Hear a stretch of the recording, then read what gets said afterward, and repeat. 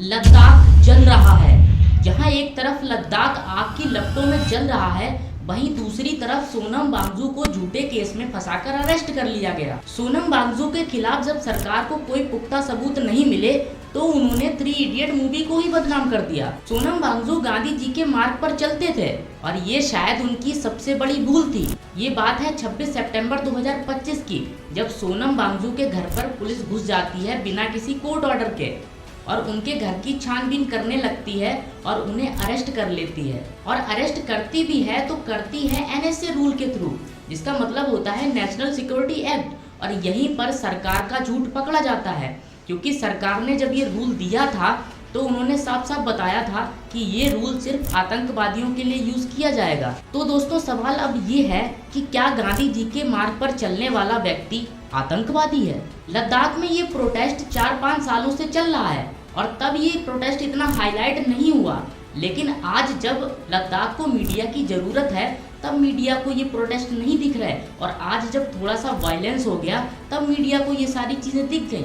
लेकिन शायद हम भूल जाते हैं कि मीडिया भी सरकार का एक पाला हुआ चमचा है।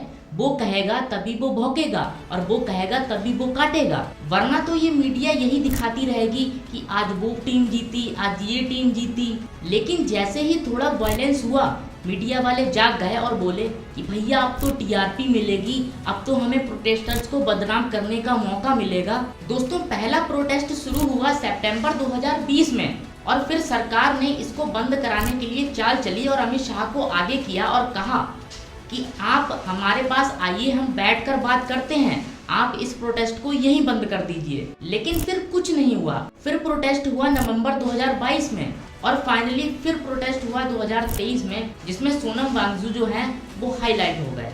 पहले उन्होंने 5 दिन का क्लाइमेक्स फास्ट किया, लेकिन सरकार ने उनकी नहीं सुनी। फिर फरवरी 2023 में इन्होंने जंतर मंतर एक्ट चलाया, लेकिन यहाँ भी सरकार ने उनकी नहीं सुनी। फिर उन्होंने मार्च 2024 में हंगर स्ट्राइक किया 21 दिन का, लेकिन सरकार आंख कान दोनों बंद करके बैठा था और मानो ऐसे बैठा था कि उन्हें कुछ ना सुनाई दे रहा हो ना दिखाई दे रहा हो। फिर इन्होंने सितंबर 2024 को 1000 किलोमीटर की पद यात्रा की और फिर इन्होंने 5 अक्टूबर 2024 को हंगर स्ट्राइक किया 16 दिन का। और फिर होम मिनिस्ट्री की तरफ से एक लेटर आता है जिसमें लिखा होता है कि आइए हम बैठकर बात करते हैं, इसको यहीं खत्म करिए। लेकिन इस बार भी सरकार की बातों से लग रहा था कि वो 420 यहाँ भी करने वाले हैं और आखिरकार वो मजबूर हो गए प्रोटेस्ट करने के लिए। फिर 10 सितंबर 2025 को एक और हंगर स्ट्राइक होता है, जिसमें 2 प्रोटेस्टर्स की तबीयत जो है वो बहुत ज्यादा खराब हो जाती है और यहीं से शुरुआत होती है वायलेंस की।